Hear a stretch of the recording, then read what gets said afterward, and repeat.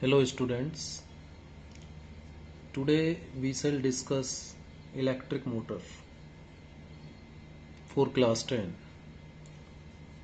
Electric motor बच्चों आपने देखी होगी। इलेक्ट्रिक मोटर का हम जगह जगह यूज करते हैं।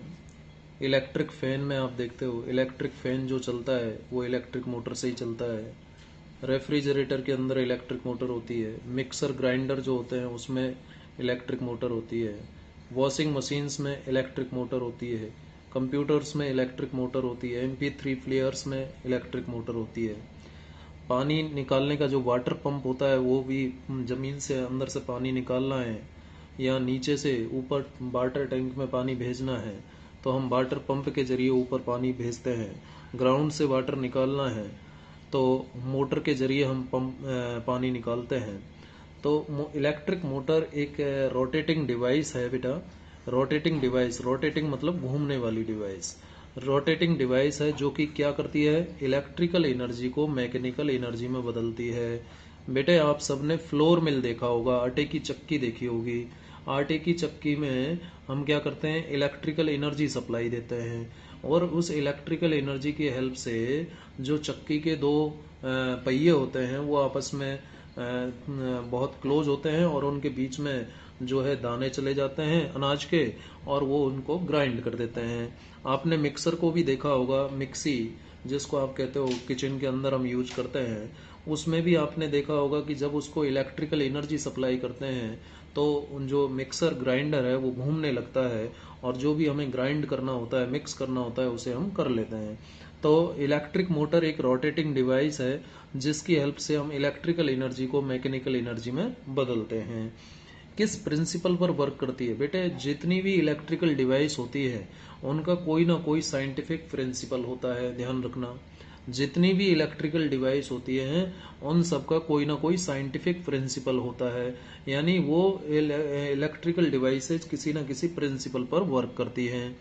अब ये जो इलेक्ट्रिक मोटर है कौन से प्रिंसिपल पर वर्क करती है, जिसमें हम एक करंट कैरिंग लूप को, आप जानते हैं करंट कैरिंग लूप एक ऐसा लूप जो कि रेक्टेंगुलर हो सकता है, सर्कुलर हो सकता है, उसमें करंट यदि फ्लो हो रहा है तो वो करंट कैरिंग लूप हो जाएगा। जब किसी करंट कैरिंग लूप को मैग्नेटिक फील्ड में रखते हैं, यूनिफॉर्म मैग्नेटिक फील्ड में रखते हैं तो उसे टॉर्क एक्सपीरियंस होता है बेटा। क्या एक्सपीरियंस होता है, टॉर्क एक्सपीरियंस होता है। ठीक है, टॉर्क भी एक टाइप का फोर्स है। टॉर्क भी एक टाइप का फोर्स है जो कि रोटेशनल एनालॉग है किसका, फोर्स का। रोटेशनल मोशन जब होती है ना बेटा तो उस समय फोर्स के बजाय हम टॉर्क की बात करते हैं। किसकी बात करते हैं, टॉर्क की बात करते हैं। ठीक है, तो जो प्रिंसिपल है इलेक्ट्रिक मोटर का वो क्या है, it works on the principle in which a current carrying loop experiences torque in presence of uniform magnetic field. ठीक है, यूजेज के बारे में मैंने आपको बता दिया। प्रिंसिपल बेटा ध्यान रखना, एग्जाम में पूछा जाता है कि what is electric motor, write down its principle. तो प्रिंसिपल में आपको क्या लिखना है, जनरली बच्चे जो डेफिनेशन है ना इसको प्रिंसिपल में लिख देते हैं। ये तो डेफिनेशन है बेटा, a device which converts electrical energy into mechanical energy, इसे इलेक्ट्रिक मोटर कहते हैं। लेकिन प्रिंसिपल क्या है इसका, it works on the principle in which a current carrying loop experiences torque in presence of uniform magnetic field. देखिए जैसे मैं यहाँ पर आपको बना के दिखाता हूँ।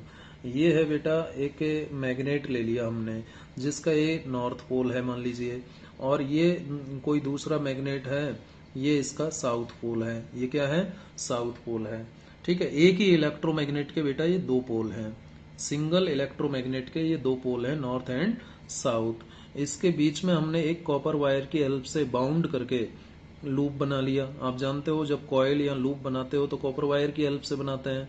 ये कॉपर वायर को इस तरीके से रेक्टेंगुलर स्ट्रक्चर में बाउंड कर दिया तो ये बन गया लूप। और इसमें करंट फ्लो कर देंगे तो करंट कैरिंग लूप बन जाएगा। इसे हम आर्मेचर भी कहते हैं बेटा।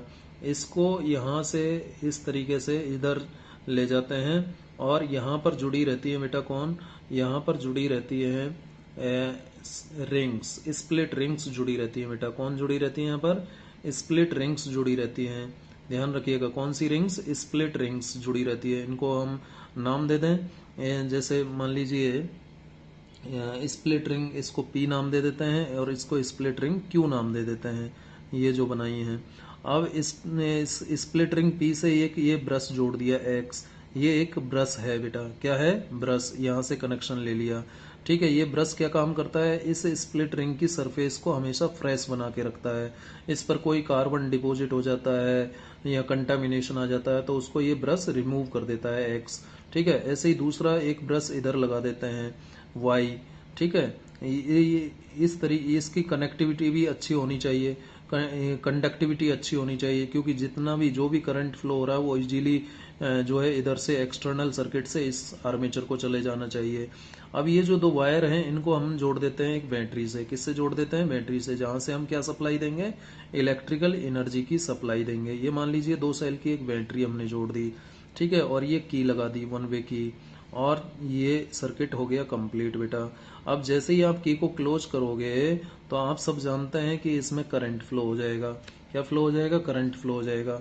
ये करंट ऐसे यहाँ से जाएगा, इस तरीके से जाएगा, और इधर से ऐसे आएगा, इधर से आएगा, इस तरीके से इसमें करंट फ्लो होगा। ठीक है, अब इसको मैं मान लेता हूँ ए बी सी डी, ये हो गया आपका लूप हो गया।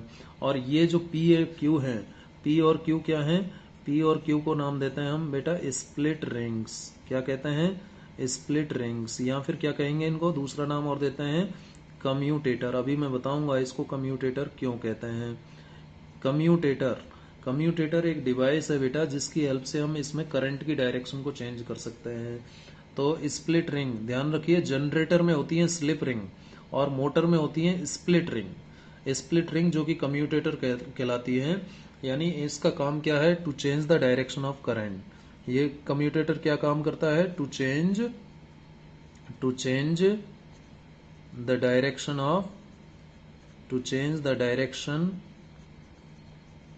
ऑफ करंट, करंट की डायरेक्शन को बदलने का काम करती है। ठीक है, कौन, स्प्लिट रिंग्स। ठीक है, तो ये ABCD एक लूप हो गया। अब यहाँ पर होता है बेटा एक एक्सेल। क्या होता है बेटा, एक्सेल होता है। आपने कभी ट्रैक्टर देखा है, ट्रैक्टर में पीछे एक्सेल लगा रहता है, उसकी हेल्प से हम, इस टाइप का एक्सेल लगा रहता है और वो घूमता रहता है, एक ही डायरेक्शन में घूमता है ना, ये एक्सेल है बेटा, ये एक्सेल है। क्या है ये, एक्सेल। ठीक है, ये घूमता रहता है, एक ही डायरेक्शन में घूमेगा ये। ठीक है, तो ये जो है ये क्या है, स्प्लिट रिंग है, पी और क्यू, और एक्स और वाई क्या है, ब्रशेज हैं। ठीक है, और इसको हमने क्या नाम दिया, एक्सेल। क्या नाम दिया इसको, एक्सेल। ठीक है, आपने कभी ट्रैक्टर को चलते हुए देखा होगा ना, पीछे आपने देखा होगा ट्रैक्टर के पीछे पुली जिसको आप कहते हो, जब ट्रैक्टर को ऑन करते हैं तो वो पुली घूमने लगती है। ठीक है, वो एक्सेल ही तो घूम रहा है, जो एक्सेल, इससे कुछ भी जोड़ दोगे वो घूमने लग जाएगा। फैन को घुमाना है, फैन घूम जाएगा। ठीक है, बड़ा जो फैन होता है, या किसी मोटर को घुमाना है वो घूम जाएगी। ठीक है, तो अब इसमें क्या होता है, इसमें एक रेक्टेंगुलर कॉइल ले ली। ये ABCD क्या है बेटा, एक रेक्टेंगुलर कॉइल है। अब जैसे ही हमने की को क्लोज किया, इसमें करंट फ्लो हुआ, करंट फ्लो हुआ, लेकिन ये करंट कैरिंग जो कॉइल है ये कहाँ रखी हुई है, मैग्नेटिक फील्ड की प्रेजेंस में रखी हुई है। किसकी प्रेजेंस में रखी हुई है बेटा, मैग्नेटिक फील्ड की प्रेजेंस में रखी हुई है। ठीक है, अब जब ये मैग्नेटिक फील्ड की प्रेजेंस में रखी है तो फ्लेमिंग लेफ्ट हैंड रूल आप लगाओ। फ्लेमिंग लेफ्ट हैंड रूल लगाओगे तो मैग्नेटिक फील्ड तो नॉर्थ से साउथ, ये मैग्नेटिक फील्ड नॉर्थ से south, first finger magnetic field को बताती है। फर्स्ट फिंगर किसको बताती है, मैग्नेटिक फील्ड को। और करंट की डायरेक्शन मिडिल फिंगर बताती है, ये मिडिल फिंगर है, ये करंट की डायरेक्शन को बताएगी। फर्स्ट फिंगर मैग्नेटिक फील्ड को बताएगी और थंब फोर्स की डायरेक्शन को बताएगा। अब जैसे इस AB पर अप्लाई करो आप, तो AB मैग्नेटिक फील्ड तो नॉर्थ से साउथ ये हो गया। AB करंट, A से भी करंट का डायरेक्शन है, तो देखो फिंगर ऊपर की तरफ जाएगी, तो थंब कहाँ जा रहा है बेटा, थंब जा रहा है नीचे की तरफ, यानी ये जो आर्म है वो नीचे की तरफ फोर्स एक्सपीरियंस करेगी। ठीक है, नीचे की तरफ जाएगा। जैसे मान लीजिए ये आर्म, ये सरफेस है, या मैं आपको एक कॉइल बताता हूँ। मान लीजिए ये एक कॉइल है बेटा, इस कॉइल का ये जो आर्म है AB, ये कहाँ जाएगा, नीचे की तरफ फोर्स एक्सपीरियंस करेगा, क्योंकि यदि ये A है और ये B है, ठीक है बेटा, ये A है और ये B पार्ट है, A से भी करंट जा रहा है, तो करंट की डायरेक्शन में तो ये फिंगर रख दी, और मैग्नेटिक फील्ड ये, तो थंब कहाँ गया, नीचे गया, यानी ये इस तरीके से नीचे फोर्स एक्सपीरियंस करेगा। और ये वाला, अब देखो इस CD के लिए अप्लाई करो, सी से डी करंट है, करंट की डायरेक्शन में ये मिडिल फिंगर, मैग्नेटिक फील्ड की डायरेक्शन में ये थंब कहाँ जा रहा है, ऊपर जा रहा है, यानी ये ऊपर की तरफ फोर्स एक्सपीरियंस करेगा और ये नीचे की तरफ। तो ये कॉइल कैसे घूमेगी बेटा, तो ये ऐसे घूम जाएगी, घूमेगी या नहीं भाई, ये वाला ए बी नीचे की तरफ फोर्स एक्सपीरियंस करेगा और ये सी डी ऊपर की तरफ, ऐसे ऐसे घूमेगी ना बेटा, ऐसे रोटेशन आ जाएगा। कैसे कह सकते हैं, फ्लेमिंग लेफ्ट हैंड रूल की हेल्प से। तो इसने यहाँ पर जितना फोर्स अंदर की तरफ एक्सपीरियंस किया ना बेटा, अंदर की तरफ इसने फोर्स एक्सपीरियंस किया, मान लीजिए F1 क्रॉस से रिप्रेजेंट कर दिया, और इसने बाहर की तरफ फोर्स एक्सपीरियंस किया, मान लीजिए F2 डॉट से रिप्रेजेंट कर दिया बाहर को। ठीक है, अब ये जो दोनों फोर्स हैं F1 और F2 इक्वल हैं, कैसे हैं, इक्वल है मैग्नीट्यूड में, लेकिन डायरेक्शन में अपोजिट है, एक नीचे की तरफ है तो एक ऊपर की तरफ है। तो जब दो फोर्स एक पर्टिकुलर स्ट्रक्चर पर इक्वल एंड अपोजिट डायरेक्शन में लगते हैं तो उसे क्या एक्सपीरियंस होता है, टॉर्क एक्सपीरियंस होता है। तो टॉर्क एक्सपीरियंस होने के कारण ये जो कॉइल है ABCD, ये ऐसे रोटेशन में आएगी, इस तरीके से घूमेगी।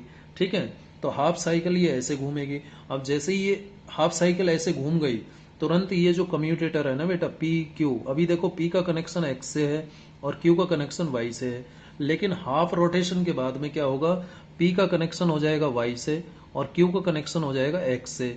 तो फिर इसका रोटेशन बदल जाएगा, पहले ऐसे घूमी थी एंटी क्लॉकवाइज, अब क्लॉकवाइज घूमेगी। लेकिन ये कॉइल एंटी क्लॉकवाइज और क्लॉकवाइज घूमेगी, हाफ रोटेशन के लिए एंटी क्लॉकवाइज और हाफ रोटेशन के लिए क्लॉकवाइज। लेकिन जो ये एक्सेल है बेटा, यहाँ पर ऐसा अरेंजमेंट होता है कि ये एक्सेल कंटिन्यूसली एक ही डायरेक्शन में घूमता है, तो एक्सेल घूमने लगेगा, एक ही डायरेक्शन में घूमेगा। तो हमने यहाँ पर क्या किया, इलेक्ट्रिकल एनर्जी सप्लाई दी और क्या मिल गई, यहाँ पर मैकेनिकल एनर्जी मिल गई। इस तरीके से ये मोटर वर्क करती है। अब ध्यान रखिए, जो मोटर है ना उसकी पावर किस पर डिपेंड करती है, इसके आर्मेचर पर। इससे ABCD जो कॉयल है ना बेटा, ये कॉयल है और ये जो एक्सेल है, इसको मिलाकर के हम आर्मेचर कहते हैं। इस आर्मेचर में ये जो हमने वायर को बाउंड किया है, ये रेक्टेंगुलर जो कॉइल बनाई है, इसके नंबर ऑफ टर्न्स जितने ज्यादा होंगे, जितना ज्यादा हम बाउंड करेंगे वायर को, उतना ही पावरफुल मोटर बन जाएगी। यानी जो मोटर की पावर है वो किस पर डिपेंड करती है, इस आर्मेचर पर डिपेंड करती है। आर्मेचर में नंबर ऑफ टर्न्स जितने ज्यादा होंगे उतना ही पावर हो जाएगी मोटर की ज्यादा। ठीक है, और करंट का वैल्यू, जो करंट इसमें फ्लो हो रहा आई, उसका वैल्यू बढ़ा दोगे तब भी मोटर की पावर बढ़ जाएगी। ठीक है ना, क्लियर है। मैग्नेटिक फील्ड का वैल्यू बढ़ा दोगे तब भी बढ़ जाएगी। ठीक है, तो इंपॉर्टेंट बात क्या है कि आर्मेचर में नंबर ऑफ टर्न्स ज्यादा करने से हम इस मोटर का पावर बढ़ा सकते हैं। यानी मोटर की पावर किस पर डिपेंड करती है, उसके आर्मेचर पर। यानी मोटर का मेन जो आप कह सकते हो हार्ट कौन है, heart of the motor is armature. ठीक है, चलिए यही बात मैंने यहाँ पर लिखी हुई है इसमें। It consist of A rectangular coil ABCD, ABCD coil की बात की थी हमने, इंसुलेटेड कॉपर वायर से बनाया है उसको। The coil is placed between two poles of a magnet, magnet के दो पोल्स के बीच रखी है, इस तरीके से कि arm AB and CD are perpendicular to the direction of magnetic field, कि AB और CD जो है मैग्नेटिक फील्ड के परपेंडिकुलर हैं। ठीक है, the ends of the coil are connected to two halves P and Q of a split ring.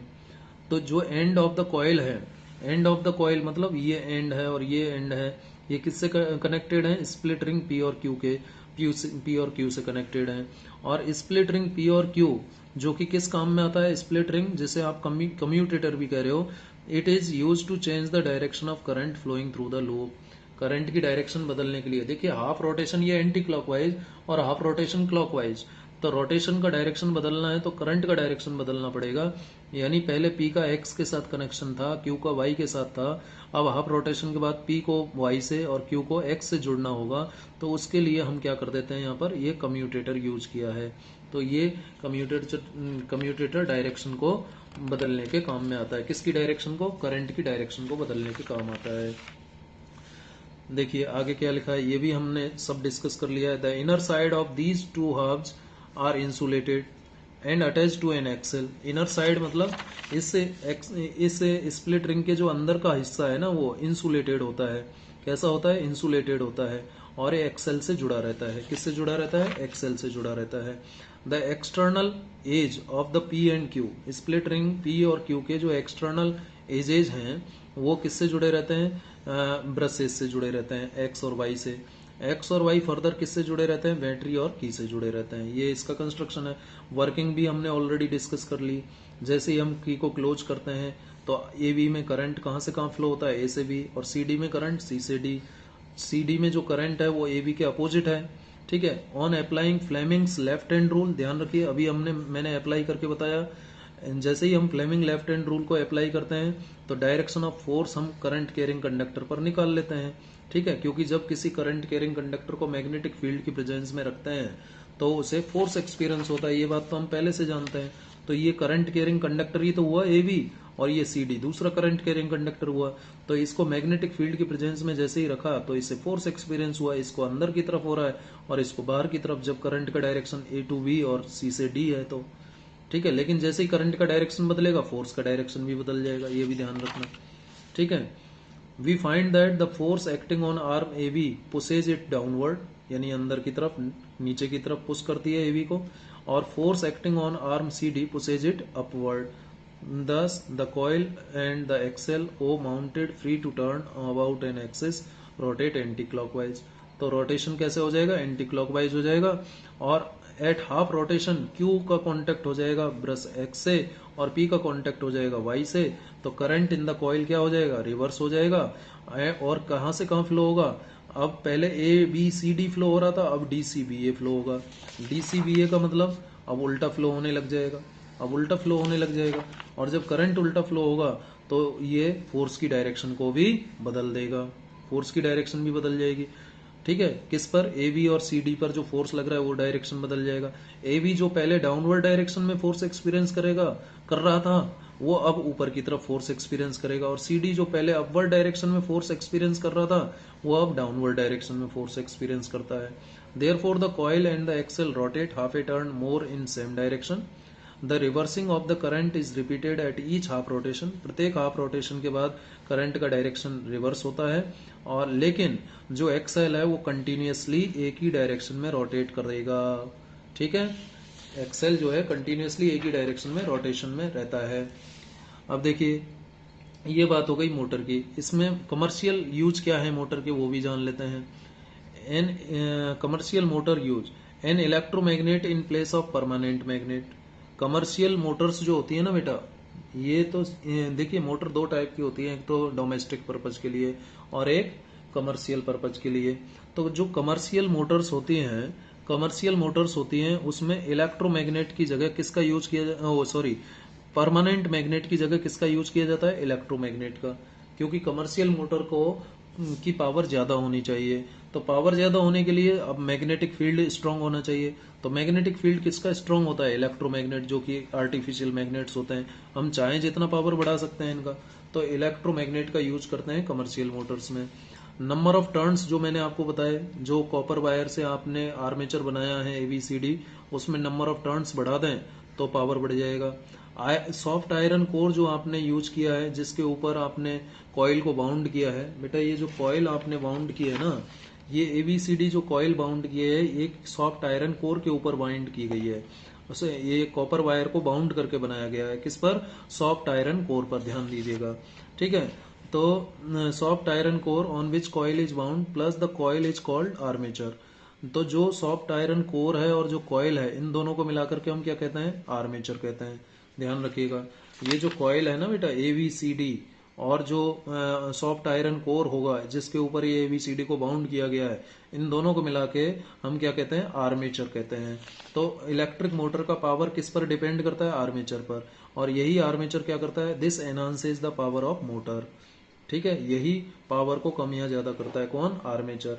Number of turns ज्यादा होंगे, करंट ज्यादा होगा, मैग्नेटिक फील्ड स्ट्रांग होगा तो पावर ज्यादा हो जाएगा। नंबर ऑफ टर्न्स कम होंगे, करंट कम होगा, ठीक है, मैग्नेटिक फील्ड कम होगा तो पावर कम हो जाएगी। अब देखिए क्वेश्चन, ये तो बात हुई बेटा मोटर की। अब देखिए इसके ऊपर कुछ क्वेश्चंस हैं। State Fleming left hand rule. तो क्या है Fleming left hand rule, Fleming left hand rule क्या कहता है, फ्लेमिंग लेफ्ट हैंड रूल क्या कहता है कि जो फर्स्ट फिंगर है, फर्स्ट फिंगर जो है मैग्नेटिक फील्ड को बताएगी। फर्स्ट फिंगर किसको बताएगी, मैग्नेटिक फील्ड को, ठीक है। और जो मिडिल फिंगर है, ये मिडिल फिंगर किसको बताएगी बेटा, मिडिल फिंगर बताएगी करंट को, किसको बताएगी, करंट को। और जो थंब है बेटा, ये जो थंब है आपका, ये थंब किसको बताएगा, डायरेक्शन ऑफ फोर्स को बताता है, ये ध्यान रखिएगा। ये हमारा लेफ्ट हैंड है, लेफ्ट हैंड के फर्स्ट फिंगर मैग्नेटिक फील्ड को बताती है, मिडिल फिंगर करंट को, और थंब फोर्स को बताता है। तो as per Fleming left hand rule, the first finger indicates the direction of magnetic field, the middle finger indicates the direction of current and the thumb indicates the direction of force experienced. ठीक है, तो ये आप लिख लीजिएगा। दूसरा question क्या है, what is the principle of electric motor.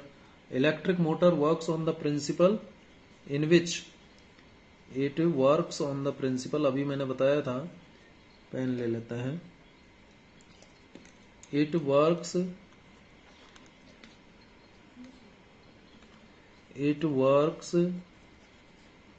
on the principle in which a current carrying loop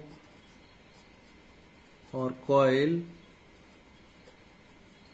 experiences torque on placing it in presence of magnetic field. Magnetic field की प्रेजेंस में रखने से जो करंट कैरिंग लूप और coil है उसे torque experience होता है। ये इसका प्रिंसिपल है इलेक्ट्रिक मोटर का, ध्यान दीजिएगा। ठीक है, चलिए नेक्स्ट सवाल क्या है देख लेते हैं। What is the role of the split ring in an electric motor. Electric motor में स्प्लिट रिंग का रोल क्या है, ये तो पता ही होगा आपको। It is used to change the direction of current, direction of current. और स्प्लिट रिंग को हम दूसरा नाम भी देते हैं, ध्यान रखिएगा, कम्यूटेटर भी कहते हैं। तो ये डायरेक्शन ऑफ करंट को बदलने के काम आता है। ठीक है, तो ये बात हो गई किसकी, इलेक्ट्रिक मोटर की। अब हमें बात करनी है बेटा, लास्ट कॉन्सेप्ट है इस चैप्टर का, इलेक्ट्रोमैग्नेटिक इंडक्शन। क्या है, इलेक्ट्रोमैग्नेटिक इंडक्शन। क्या होता है इलेक्ट्रोमैग्नेटिक इंडक्शन, देखिए। ओरस्टेड नाम के वैज्ञानिक ने क्या कहा था बेटा, ओरस्टेड नाम के वैज्ञानिक ने, कि जब किसी वायर में करंट फ्लो करते हैं तो उसके चारों तरफ मैग्नेटिक फील्ड प्रोड्यूस हो जाता है, यही कहा था। एम्पियर ने भी इस बात का समर्थन किया। इन्होंने एक्सपेरिमेंट्स परफॉर्म किए और फाइनली ओरस्टेड और एम्पियर नाम और भी वैज्ञानिक थे, मैक्सवेल थे, ठीक है, इन सब ने, फेराडे भी थे, फेराडे, मैक्सवेल, एम्पियर, ओरस्टेड, इन सब ने क्या कहा कि there is a close relationship between electricity and magnetism, यानी इलेक्ट्रिसिटी और मैग्नेटिज्म एक दूसरे से इंटर रिलेटेड हैं। ये बात इन सभी वैज्ञानिकों ने बोली कि जहां इलेक्ट्रिसिटी है वहां मैग्नेटिज्म होगा, जहां मैग्नेटिज्म है वहां इलेक्ट्रिसिटी होगी, यानी इलेक्ट्रिसिटी और मैग्नेटिज्म एक दूसरे से इंटर रिलेटेड होते हैं। किसने कही बात बेटा, ओरस्टेड ने। ओरस्टेड के एक्सपेरिमेंट का तो हमने डिस्कशन किया भी है। ओरस्टेड ने कहा था कि जब हम किसी वायर में करंट फ्लो करते हैं तो उसके चारों तरफ मैग्नेटिक फील्ड प्रोड्यूस हो जाता है। एम्पियर ने कहा कि यदि आपको करंट पता है सर्किट में तो उससे उसके कारण मैग्नेटिक फील्ड आप कैलकुलेट कर सकते हैं एम्पियर सर्कुटल लॉ की हेल्प से। ठीक है, फेराडे ने अपना एक्सपेरिमेंटल वर्क किया था, फेराडे ने लॉ ऑफ इलेक्ट्रोमैग्नेटिक इंडक्शन दिया था बेटा, उसी की बात हम अभी करेंगे। और जो आपके हेनरी थे उन्होंने भी फेराडे के साथ मिलकर के वर्क किया था। मैक्सवेल ने अपनी 4 इक्वेशन दी थी बेटा, इनको डिटेल में हम 12th क्लास में पढ़ेंगे, लेकिन अभी आपको इतना ध्यान रखना है कि ओरस्टेड, एम्पियर, मैक्सवेल, हेनरी, ठीक है, फेराडे, इन सभी वैज्ञानिकों ने कहा कि इलेक्ट्रिसिटी और मैग्नेटिज्म जो है एक दूसरे से क्लोजली रिलेटेड होते हैं, इंटर रिलेटेड होते हैं। इन सब ने क्या पाया, they found that when ever current flows through a conductor it produces magnetic field around it. जब किसी कंडक्टर में करंट फ्लो होता है, ठीक है, तो क्या प्रोड्यूस होता है, मैग्नेटिक फील्ड प्रोड्यूस हो जाता है उस कंडक्टर के चारों तरफ। ठीक है, यानी जब कंडक्टर में चार्ज मूव करते हैं, करंट फ्लो होने का मतलब जब कंडक्टर में चार्ज मूव करते हैं तो उसके चारों तरफ मैग्नेटिक फील्ड प्रोड्यूस हो जाता है। द माइकल फेराडे कहाँ के, इंग्लैंड के, जोसेफ हेनरी कहाँ के, यूएसए के।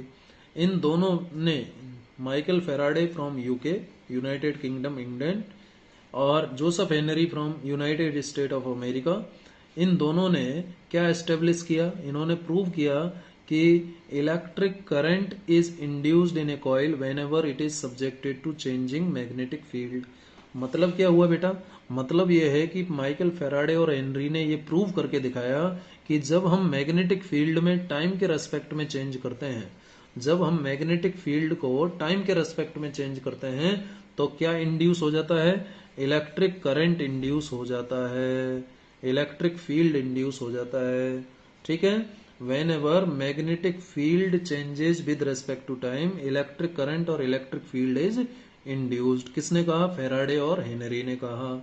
ठीक है, क्या कहा बेटा, फिर से मैं बोल रहा हूं, फेराडे और हेनरी ने यह प्रूव किया कि जब मैग्नेटिक फील्ड में टाइम के रेस्पेक्ट में चेंज होता है तो इलेक्ट्रिक करंट इंड्यूस हो जाता है। ठीक है, और इसी फिनोमिना को नाम दिया उन्होंने इलेक्ट्रोमैग्नेटिक इंडक्शन। ठीक है, इलेक्ट्रोमैग्नेटिक इंडक्शन, इसी के बारे में तो हमें जानना था। इलेक्ट्रोमैग्नेटिक दो शब्दों से बना है, इलेक्ट्रोमैग्नेटिक यानी इलेक्ट्रिक फील्ड और मैग्नेटिक फील्ड, दो बातें यहाँ पर इन्वॉल्व हैं। इंडक्शन मतलब जो किसी की वजह से इंड्यूस हो रहा है बेटा। इंडक्शन जैसे आप पढ़ रहे हैं, क्योंकि आपको एग्जाम में, बोर्ड एग्जाम में बैठना है, बोर्ड एग्जाम में अच्छे अंक प्राप्त करने हैं और अच्छा इंसान बनना है, अपने टारगेट को अचीव करना है, ये वजह है कि आप पढ़ रहे हैं, आपको शिक्षित बनना है, अपने देश को आगे ले जाना है, इस वजह से आप पढ़ रहे हैं। ठीक है बेटा, तो हर किसी कार्य का कोई ना कोई वजह होता है, तो जब किसी वजह के कारण कोई आप कार्य कर रहे हो तो उसे हम कहते हैं इंड्यूस। क्या कहते हैं, इंड्यूस, प्रेरित होना, प्रेरित होना, हिंदी में कहेंगे प्रेरित होना। ठीक है, इलेक्ट्रोमैग्नेटिक इंडक्शन यानी इसमें इलेक्ट्रिक फील्ड इंड्यूस हो गया, इलेक्ट्रिसिटी इंड्यूस हो गई, किसकी वजह से, मैग्नेटिक फील्ड में टाइम के रेस्पेक्ट में चेंज करने की वजह से। तो एक ऐसा phenomena, a phenomenon in which electric current और इलेक्ट्रिसिटी इज इंड्यूस्ड और generated by changing magnetic field is known as electromagnetic induction. Short में कहेंगे इलेक्ट्रोमैग्नेटिक इंडक्शन, ईएमआई। ठीक है, क्या कहेंगे, इलेक्ट्रोमैग्नेटिक इंडक्शन। तो इलेक्ट्रोमैग्नेटिक इंडक्शन का मतलब समझ में आया आपको। It is a phenomena in which electric current और इलेक्ट्रिसिटी इज इंड्यूस्ड और generated due to change in magnetic field with respect to time. आसान भाषा में अपने अनुसार लिख सकते हैं। समझ में आ गया होगा कि जब हम मैग्नेटिक फील्ड में टाइम के रेस्पेक्ट में चेंज करते हैं तो इलेक्ट्रिक फील्ड और इलेक्ट्रिक करंट और इलेक्ट्रिसिटी इंड्यूस होता है, जनरेट होता है। इस फिनोमिना को इलेक्ट्रोमैग्नेटिक इंडक्शन कहते हैं, शॉर्ट में ईएमआई कहते हैं। ठीक है, अब देखिए फैराडे और हेनरी ने इलेक्ट्रोमैग्नेटिक इंडक्शन के लिए कुछ एक्सपेरिमेंट्स किए थे। जैसे पहला एक्सपेरिमेंट देखिए, ये एक कॉपर वायर लिया और उससे एक कॉइल बना लिया। क्या बना लिया बेटा, कॉइल, और इसको जोड़ दिया गैल्वेनोमीटर से। अब आप यहाँ पर सबसे पहले कहेंगे कि सर ये गैल्वेनोमीटर क्या होता है। चलिए मैं गैल्वेनोमीटर बता देता हूँ आपको। गैल्वेनोमीटर एक इस तरीके का डिवाइस होता है, जब आप स्कूल आएंगे तो लैब में आपको बताया जाएगा। इसमें दो टर्मिनल होते हैं, एक रेड टर्मिनल होता है, एक ब्लैक टर्मिनल होता है। रेड को हम पॉजिटिव लेते हैं और ब्लैक को नेगेटिव लेते हैं जनरली। गैल्वेनोमीटर में यहाँ बीच में कैपिटल जी लिखा रहता है बेटा, और यहाँ मिडिल में होता है गैल्वेनोमीटर में 0, और फिर ऐसे करके यहाँ डिविजन्स बने रहते हैं। ठीक है, ये 10 होता है, फिर ऐसे ही 20 होता है।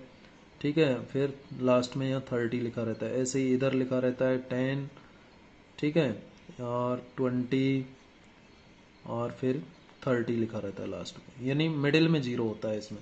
और गैल्वेनोमीटर में एक निडल होती है, यदि ये 0 पर है तो इसका मतलब कोई डिफ्लेक्शन शो नहीं कर रहा है ये। ठीक है, तो गैल्वेनोमीटर का यूज क्या है कि सर्किट में करंट फ्लो हो रहा है या नहीं हो रहा है, इसकी प्रेजेंस का पता करना है। सर्किट में करंट फ्लो हो रहा है या नहीं हो रहा है, इसको चेक करना है तो हम गैल्वेनोमीटर का यूज करते हैं। करंट को मेजर नहीं करते हैं, ध्यान रखना।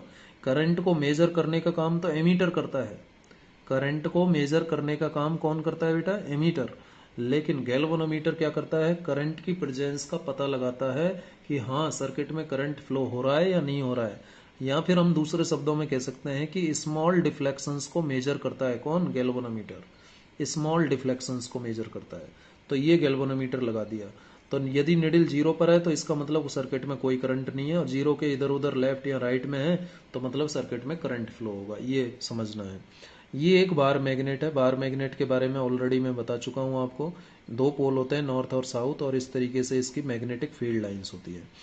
इस कॉइल को गैल्वेनोमीटर से जोड़ करके एक जगह स्टेशनरी रख दिया, और बार मैग्नेट को हम कॉइल के नज़दीक लाते हैं, ठीक है, और फिर दूर ले जाते हैं, नज़दीक लाते हैं, दूर ले जाते हैं, नज़दीक लाते हैं, दूर ले जाते हैं।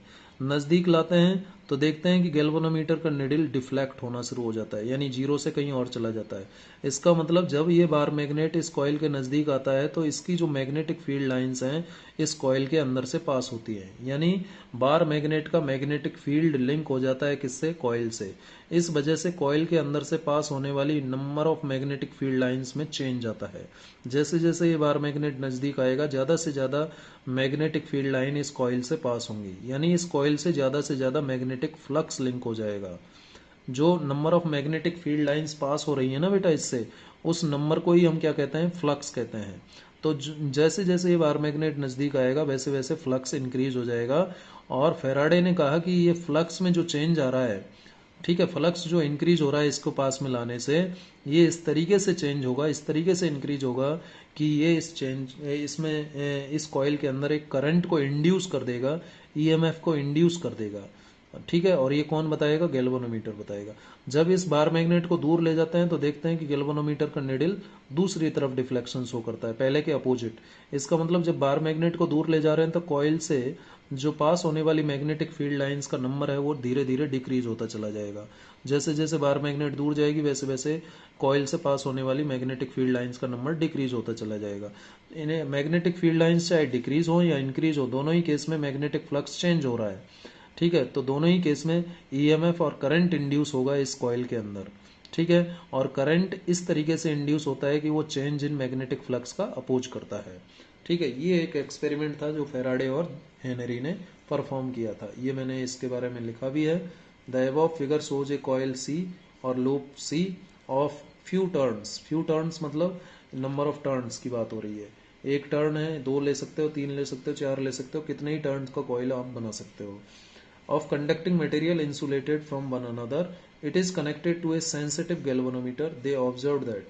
तो जो अभी बात मैंने बोली वही सब मैंने कंक्लूजन के रूप में इसमें लिखी हुई है। चलो फिर भी देख लेते हैं, पढ़ लेते हैं कि when north pole of the bar magnet is posed towards the coil, the galvanometer shows a sudden deflection indicating that current is induced in the coil. The galvanometer deflection is temporary. It lasts as long as the bar magnet is in motion. There is no deflection when the bar magnet is held stationary anywhere. मतलब क्या है कि जब तक ये bar magnet इस coil के नज़दीक आ रही है या दूर जा रही है, यानी जब तक कि ये बार मैग्नेट मूव कर रही है आइदर टुवर्ड्स द कॉइल और अवे फ्रॉम द कॉइल, तब तक इस कॉइल में करंट इंड्यूस होता रहेगा।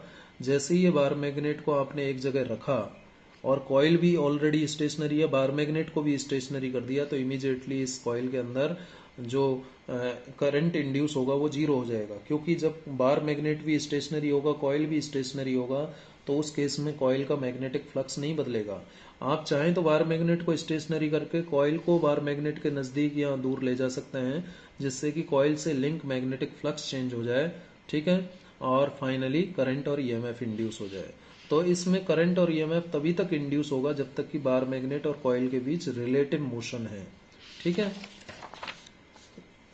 The galvanometer deflection is found to be larger when the magnet is pushed towards or pulled away from the coil faster. मतलब क्या है कि जब इस बार मैग्नेट को जितना तेजी से आप कॉइल की तरफ लाओगे डिफ्लेक्शन उतना ही ज़्यादा होगा, जितना स्लो लाओगे डिफ्लेक्शन उतना ही कम होगा, जितना तेजी से दूर ले जाओगे उतना ही ज़्यादा डिफ्लेक्शन गैल्वेनोमीटर की नेडल शो करेगी, जितना धीरे धीरे मैग्नेट को दूर ले जाओगे कॉइल से उतना ही कम डिफ्लेक्शन ये गैल्वेनोमीटर की नेडल शो करती है, ठीक है। चलिए, तो इससे क्या कंक्लूजन ड्रॉ होता है बेटा? It shows that relative motion between the coil and the magnet is responsible for induction of electric current in the coil. और जब नॉर्थ पोल को पास ले गए थे तो डिफ्लेक्शन एक साइड में आएगा, साउथ पोल को ले जाओगे तो डिफ्लेक्शन अपोजिट साइड में आएगा। तो ध्यान रखिए कौन से पोल को आप पास ले जा रहे हो उस पर भी डिपेंड करता है डायरेक्शन ऑफ डिफ्लेक्शन। यदि नॉर्थ पोल को ले जा रहे हो तो एक साइड में डिफ्लेक्शन होगा, साउथ पोल को पास में ले जा रहे हो तो उसके अपोजिट डायरेक्शन में डिफ्लेक्शन आता है, ध्यान रखिए। नंबर 2 में क्या किया फेराडे और हेनरी ने, जो सेकंड कॉइल है उस जो बार मैग्नेट रखी थी उसकी जगह एक दूसरा कॉइल और रख दिया, सी डैश। ये सी कॉइल पहले से रखी हुई है, गैल्वेनोमीटर से जोड़ा, ये स्टेशनरी एक जगह रख दी है। अब दूसरी जगह हमने बार मैग्नेट के बजाय एक करंट कैरिंग कॉइल ली और इसमें देखिए बैटरी जोड़ दी हमने, इसमें करंट फ्लो हो रहा है। तो जब इस कॉइल सी डैश को सी के नज़दीक ले जाएंगे या दूर ले जाएंगे तो अगेन सी से पास होने वाली मैग्नेटिक फील्ड लाइंस का नंबर में चेंज आएगा, क्योंकि करंट कैरिंग कॉइल भी तो एक मैग्नेट की तरह ही व्यवहार करता है ना बेटा, जिसमें करंट फ्लो हो जाएगा उसके चारों तरफ मैग्नेटिक फील्ड होगा। तो जैसे ही सी डैश को सी के नज़दीक लाएंगे या सी से दूर ले जाएंगे तो इससे लिंक मैग्नेटिक फ्लक्स चेंज होगा और उस वजह से ईएमएफ और करंट इंड्यूस हो जाएगा सी के अंदर। ठीक है, ये बात है। ये एक्सपेरिमेंट 2 था बेटा। एक्सपेरिमेंट 3 में उन्होंने क्या किया, दोनों कॉइल को स्टेशनरी कंसीडर कर लिया, एक ही जगह रख दिया दोनों कॉइल को, ठीक है। लेकिन दूसरी कॉइल में अब चेंज किया, सी डैश में बैटरी के साथ साथ एक टैपिंग की लगा दिया। तो जैसे ही टैपिंग की को उन्होंने प्रेस किया तो करंट जो है सी डैश में 0 से मैक्सिमम जाएगा। जितने समय करंट 0 से मैक्सिमम होगा सी डैश के अंदर उतने समय तक सी में करंट और ईएमएफ इंड्यूस होगा, क्योंकि जितने समय सी डैश में करंट 0 से मैक्सिमम हो रहा है यानी करंट चेंज हो रहा है उतने समय तक यहाँ पर मैग्नेटिक फ्लक्स में चेंज आएगा और करंट इंड्यूस हो जाएगा।